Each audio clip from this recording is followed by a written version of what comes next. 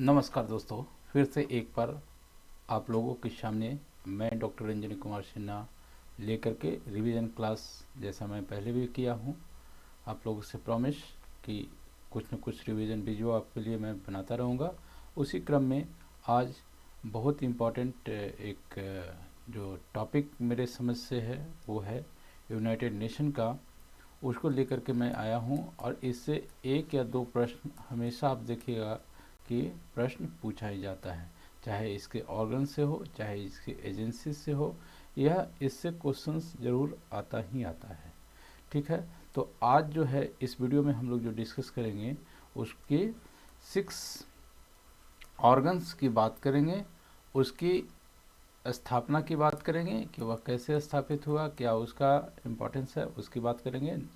संक्षिप्त में ही बात करेंगे, ज़्यादा गहराई में उतरने का प्रयास नहीं करेंगे, ठीक है ना, क्योंकि अभी रिविजन्स का क्लासेस चल रहा है और जब इसके बाद हम एक एक पॉइंट पे बात करना शुरू करेंगे आफ्टर एग्जामिनेशन, तब हम सारी चीज़ों को और विस्तार से वर्णन करने का प्रयास करेंगे। ठीक है, तो चलते हैं, शुरुआत करते हैं। उसके पहले मैं आप लोग से फिर से एक बार लाइक शेयर सब्सक्राइब करने के लिए वीडियो को आप लोग से निवेदन करूंगा। ठीक है, तो सबसे पहले हम लोग जान ले यूनाइटेड नेशन, इसको हिंदी में ये इसको शॉर्ट में यूएन बोला जाता है, संयुक्त राष्ट्र संघ इसको बोला जाता है। क्या बोला जाता है? संयुक्त राष्ट्र संघ बोला जाता है। ये आप लोग बहुत अच्छे से जानते होंगे, मैं जानता हूँ इस। ठीक है, और इसके पहले जो जो संस्था थी उसको बोला जाता था लीग ऑफ नेशन या LON। ठीक है, इसके बाद ही जो है वह UNO की स्थापना होती है। यह जो है फर्स्ट वर्ल्ड वार के बाद जब वर्साई की संधि होती है उसके बाद यह संगठन बनता है और UNO सेकंड वर्ल्ड वार के समाप्ति के बाद जो है पूरे विश्व में शांति व्यवस्था स्थापित करने हेतु इसकी स्थापना की गई है। याद रखिएगा कि इसकी स्थापना की जो तिथि है वह 24 अक्टूबर 1945 को है और यह डेट इतना इम्पोर्टेंट है कि UGC नेट ही नहीं बल्कि अभी जस्ट BSEB इंटरमीडिएट एग्जामिनेशन हुआ था, यहाँ से भी ये 2 प्रश्न, यहाँ से एक ये और एक ये 24 अक्टूबर का प्रश्न और 1945 का प्रश्न, 2 प्रश्न यहाँ से भी बने हैं। ठीक है, ये दूसरे एग्जामिनेशन के लिए भी उतना ही आवश्यक, उतना ही इम्पोर्टेंट यह टॉपिक होता है। ठीक है, एक चीज़ और यहाँ पर ध्यान देने योग्य है कि ये देखिए, यहाँ पर आप देखिएगा लीग ऑफ नेशन, हालांकि हमने इसकी चर्चा की है। उसके बाद देखिएगा आप न्यूयॉर्क सिटी, इसका हेड क्वार्टर जो है, हेड क्वार्टर कहाँ है? न्यूयॉर्क है। किसका? UN का। ठीक है, यूनाइटेड नेशंस का। ठीक है, इसके अलावा जो बात करने वाली चीज़ें हैं इसको मैं और देखिए, मैं थोड़ा सा यहाँ पर कहाँ लिखूँ, चलिए यहाँ पर लिखता हूँ कि इसकी जो 3 जो है वह अलग जगहों पे रीजनल ऑफिसेस है। कौन कौन? एक जिनेवा, वियना एंड नैरोबी।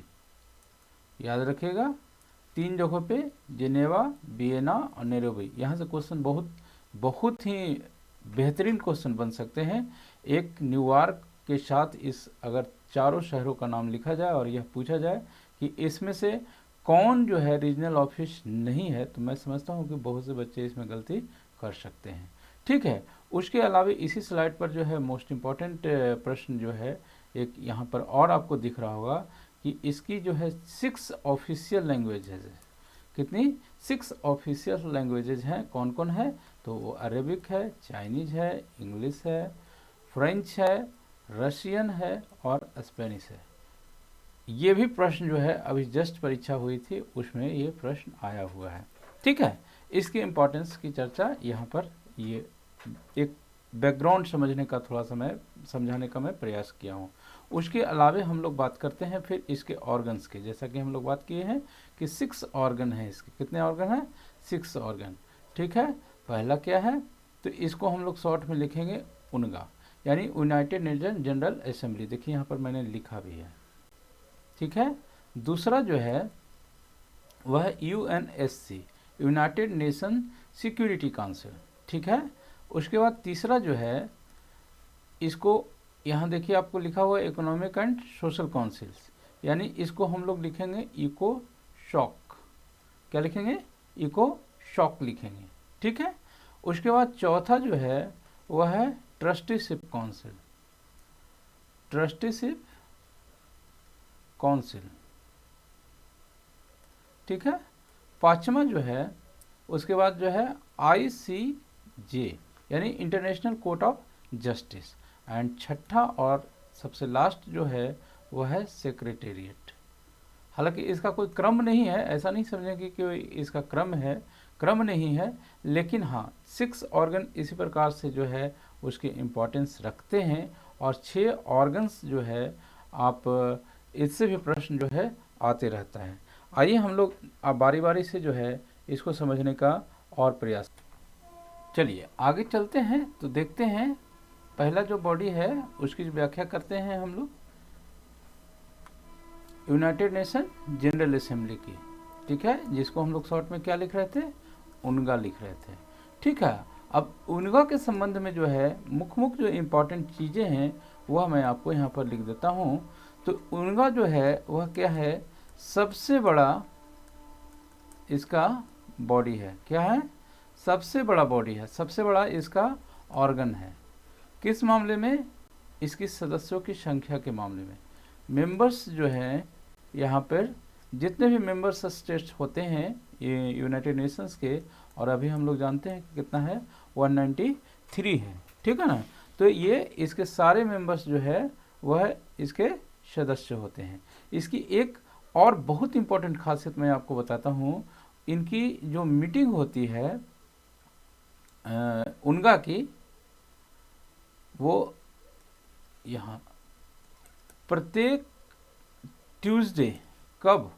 सितंबर, कब? एवरी ईयर, यानी कि सितंबर के तीसरे सप्ताह, तीसरा ट्यूसडे, यहाँ पर तीसरा ट्यूसडे जो है उस तारीख को ही इसकी मीटिंग होती है। और अब इसका क्या खासियत है ये आप खुद खोजने का प्रयास करिएगा कि क्यों आखिर जो है थर्ड जो ट्यूसडे होता है उसी को के दिन जो है इसकी मीटिंग क्यों होती है, ठीक है। इसको दूसरे अन्य नाम से जाना जाता है, वर्ल्ड पार्लियामेंट के भी नाम से इसको जाना जाता है। क्या जाना जाता है? वर्ल्ड पार्लियामेंट के रूप में जाता है, ठीक है। उसके अलावा इसका हेडक्वार्टर जो है आप याद रखिएगा, इसका हेडक्वार्टर कहाँ है?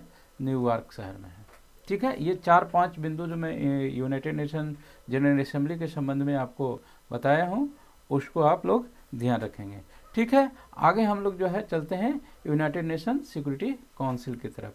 अब यूनाइटेड नेशन सिक्योरिटी काउंसिल को समझने पर से पहले थोड़ा सा इसके स्ट्रक्चर्स को समझ लें कि इसमें सदस्यों की संख्या। देखिए शॉर्ट नोट्स की तरह ही मैं आपको हमेशा यह वीडियो बनाऊंगा जहां आपको नट सेल में चीज़ें समझ में आए।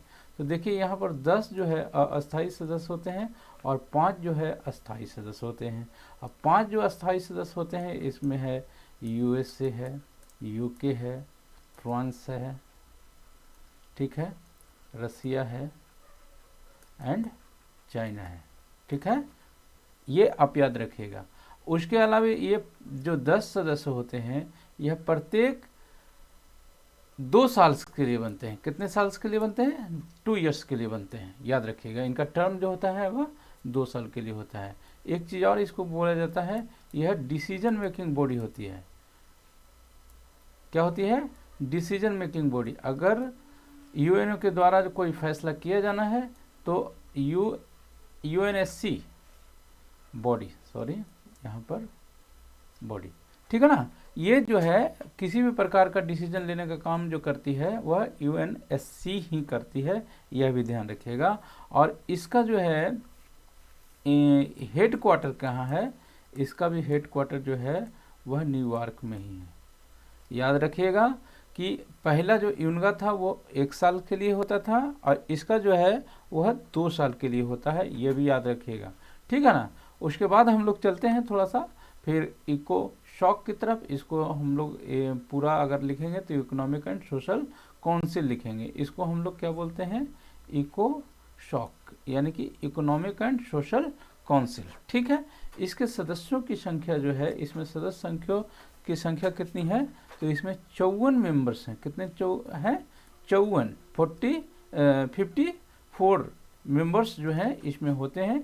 और प्रत्येक मेंबर जो होते हैं, 1/3 सदस्य जो है वह रिटायर कर जाते हैं। कितने दिन के बाद रिटायर्ड कर जाते हैं, प्रत्येक ईयर्स, प्रत्येक साल जो है 1/3 सदस्य रिटायर करते हैं और प्रत्येक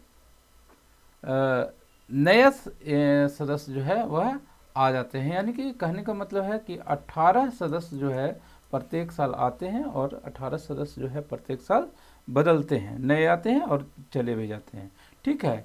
उसी प्रकार इसका जो हेडक्वार्टर है उसका भी न्यूयॉर्क है। कहाँ है हेडक्वार्टर, कहाँ है, न्यूयॉर्क है। ये कुछ इससे संबंधित पॉइंट थे। और यह क्या काम करती है, इकोनॉमिक एंड ये सारा जो है मैनेजमेंट देखने का काम जो है इसी के जरिए होता है, ठीक है। नेक्स्ट जो है हम लोग का trusteeship council. Trusteeship council, trust कहने का मतलब क्या होता है, ट्रस्ट यानी कि किसी लाभ के लिए काम न करना, यानी कि आप किसी के भले के लिए काम कर रहे हैं, ठीक है ना। तो वो ऐसी व्यवस्था जिसमें लोग एक व्यवस्था के अंतर्गत दूसरे की सहायता करते हैं। ट्रस्ट का मतलब यही होता है, विदाउट प्रॉफिट वह कार्य करने का कार्य करता है, ठीक है ना। और इसके अंतर्गत क्या होता है, यानी कि हम किसकी हेल्प करते हैं, पीपुल की हेल्प करते हैं, ठीक है। और उसके लिए क्या बना दिए हैं, ट्रस्ट बना दिए हैं, ठीक है। और क्या है, वर्तमान समय में ये जो है वो एक्टिव नहीं है। क्या नहीं है, एक्टिव नहीं है, ठीक है ना। आज जो है इसकी व्यवस्था जो है बराबर रूप से नहीं चल रही है। और हम लोग अगर बात करेंगे तो यह भी देखते हैं कि आज यूएनओ के व्यवस्था पर ही जो है सवाल खड़ा होना शुरू हो गया है। जिस प्रकार यह पहले कार्य किया करता था, आज के वर्तमान परिप्रेक्ष्य में वह उतना जो है स्टेप ले पाने में सक्षम नहीं हो पा रहा है जितनी यह पहले एक्टिव रूप से किसी भी देश में शांति सेना या अन्य प्रकार से जो है या सहायता करता था, उस प्रकार से अभी इसकी स्थिति जो है वह नहीं दिख रही है, ठीक है। और यानी कहने का मतलब जो है वर्तमान समय में यह जो है वह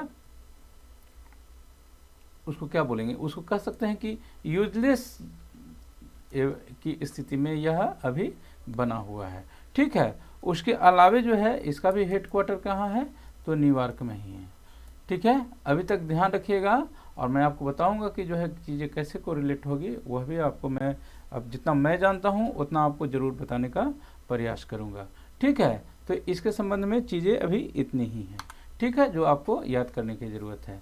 अब यहाँ देखिए, ये बहुत इंपॉर्टेंट प्रश्न है, यानी कि इसको शॉर्ट में क्या बोल देंगे, ICJ, international court of justice. और इससे सबसे बड़ा प्रश्न जो आता है, अभी तक जो हम लोग ऑर्गन्स पढ़े हैं, इसके पहले 4 ऑर्गन्स हम लोग पढ़ चुके हैं, तो चारों ऑर्गन्स की जो हेडक्वार्टर था वह आपको न्यूयॉर्क दिखा होगा, लेकिन इसका जो है वह द हेग में है। कहाँ है, द हेग में। और द हेग कहाँ है, नीदरलैंड में है, सबसे पहली खासियत, ठीक है। उसके अलावे जो है यहाँ पर जो मेंबर्स होते हैं, जो जजेज होते हैं, वो जजेस होते जो हैं वह कितने साल के लिए कार्य करते हैं, तो वह 9 साल के लिए कार्य करते हैं। कितने साल के लिए कार्य करते हैं, 9 साल के लिए काम करते हैं। उनकी संख्या कितनी होती है, 15 होती है, ठीक है। और ये जो जजेस होते हैं, यह जो कोर्ट होता है वह कब काम करता है, जब इसके मेंबर्स स्टेट्स जो हैं वो जाएंगे कि साहब हमारे के यहाँ इस तरह की समस्या हो रही है, हमको आप न्याय दिलाने का काम करिए, तभी जो है यह आपके मामले में इंटरफेयर करेगा, अन्यथा जो है वो नहीं करेगा। आप ध्यान रखिएगा कि भारत की भी जो है एक घटना इससे संबंधित है।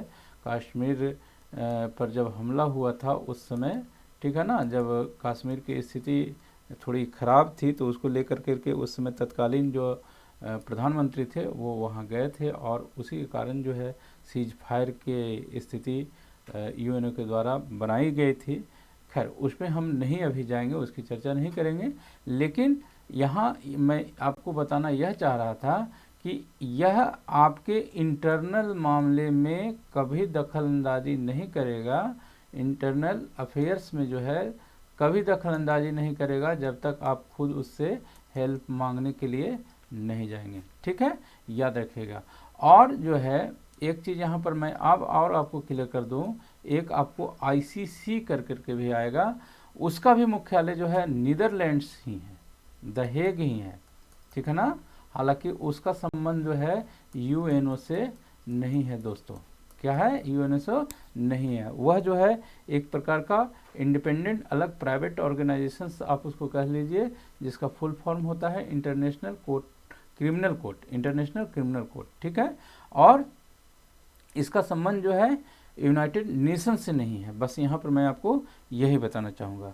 ठीक है, आगे जो है हम लोग थोड़ा सा लास्ट में सेक्रेटेरिएट की चर्चा कर लें।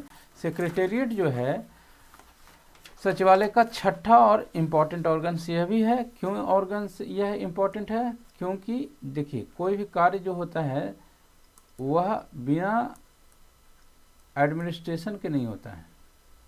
किसी भी कार्य को करने में एडमिनिस्ट्रेशन की ज़रूरत होती है, और सेक्रेटेरिएट में जो है कार्य करने वाले जो लोग होते हैं उसमें बहुत सारे एडमिनिस्ट्रेटर जो है क्या होते हैं, वहाँ पर कार्य कर रहे होते हैं। और यहाँ पर अब आपको सामने यह प्रश्न आता भी है, यह आया भी है कि यहाँ पर कितने लोग जो है इस भूमिका में होते हैं। तो यह जो है 4000 से प्लस, कितना, 4000 से प्लस जो है यहाँ पर लोग कार्य करते हैं। ठीक, और प्रत्येक राज्य से जो है ये ब्यूरोक्रेट जो होते हैं, IAS जो होते हैं, वह जो टॉप मोस्ट होते हैं उन्हीं को यहाँ पर जो है क्या किया जाता है, भेजा जाता है। ठीक है ना, किनको भेजा जाता है? जो किसी स्टेट के जो बहुत होनहार जो IAS ऑफिसर होते हैं उन्हीं को अपने देश के प्रतिनिधित्व के रूप में उनको मौका दिया जाता है। ठीक है, तो ये कुछ जो है 6 ऑर्गन के संबंध में जो बहुत इंपॉर्टेंट चीज़ें थी। ये प्रश्न देखिए मैं यहाँ पर जो लिखा हूँ ये प्रीवियस ईयर क्वेश्चन है, और मैं कोशिश कर रहा हूँ कि कुछ आप लोग को हेल्प कर सकूँ। अगर आप लोग को लगता है कि हाँ सर इससे कुछ हमारा रिवीजन हो रहा है, हालांकि थोड़ी सी समय की कमी रहती है हमारे पास, थोड़ा सा इंगेजमेंट रहता है, लेकिन फिर भी मैं हमेशा प्रयास करता हूं कि जो है आपको कुछ दे सकूं। और अगर आप डेली MCQs प्रैक्टिस करना चाहते हैं उस पॉलिटिकल मंत्रा के ग्रुप में, आप मेरा जो है पब्लिकली ओपन है टेलीग्राम पे भी, आप वहाँ भी ज्वाइन कर सकते हैं। आप व्हाट्सएप के ज़रिए भी उस क्यूज़ को आप डेली 10 बजे अटेंड कर सकते हैं। तो अपने जो है तैयारी को एक तेज़ धार देने के लिए आप बने रहिए हमारे चैनल पे। आप अन्य दूसरे सोर्स से भी पढ़ें, ऐसा नहीं मैं कहूँगा कभी कि आप सिर्फ मेरे से जुड़े हुए रहें, आप अन्य सोर्स से भी पढ़ें, जहाँ से मिलता है पढ़ें, लेकिन इस चैनल से भी आपको जुड़े रहने में आपको हमेशा लाभ ही होगा, कभी कोई नुकसान नहीं होगा। ठीक है, तो मिलते हैं अगले वीडियो में। और जाते जाते मैं फिर से एक बार निवेदन करूँगा कि जो है चैनल को लाइक शेयर सब्सक्राइब जरूर करें। मिलते हैं अगली वीडियो में, तब तक के लिए बाय।